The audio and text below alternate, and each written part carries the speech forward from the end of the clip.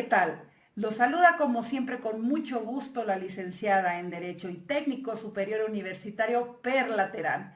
Pues el día de hoy vamos a continuar con esta interesante, bueno, para mí interesante serie dando todas las características y algunos comportamientos y actitudes de los narcisistas, porque es importante difundir este tipo de información.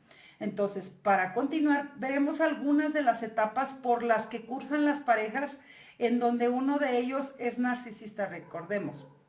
Hombre o mujer. Aquí no quiero ser bien clara en acotar que no nada más estoy hablando de los hombres, porque por ahí se me disgustan y hay represalias, pero estamos hablando de actitudes, pues las actitudes pueden ser hombre o mujer.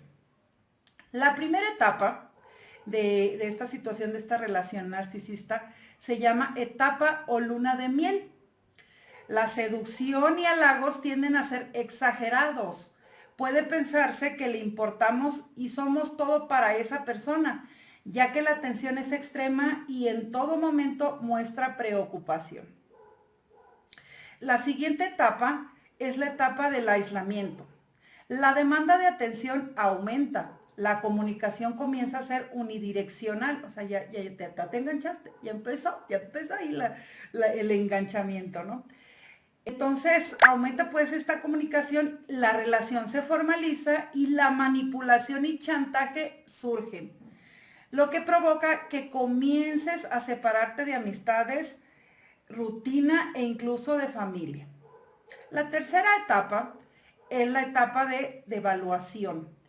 Es la más larga y perjudicial. Su tendencia controladora se hace más evidente. El no mostrar empatía le ayuda a presentarse con más importancia e indiferencia hacia su pareja, lo que provoca en la misma el sentimiento de rechazo y baja autoestima.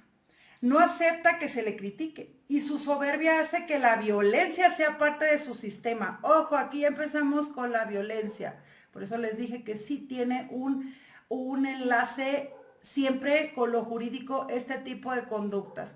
Ajá, aquí empezamos entonces con esa violencia que como nosotros ya somos doctores, ya sabemos que puede derivar en violencia física, violencia psicológica, etcétera, ¿no?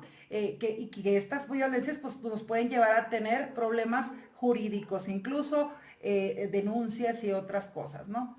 Entonces, esta violencia es parte de su sistema de control, la cual puede ser física, emocional, como ya lo dijimos, o económica o psicológica.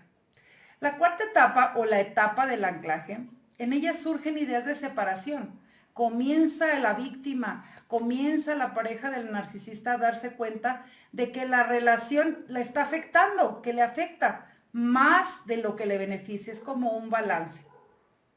Pero tiene miedo a separarse, exterioriza su demanda de una mejor relación, comienza ya ese roce, comienza ya a solicitar cosas la pareja del narcisista.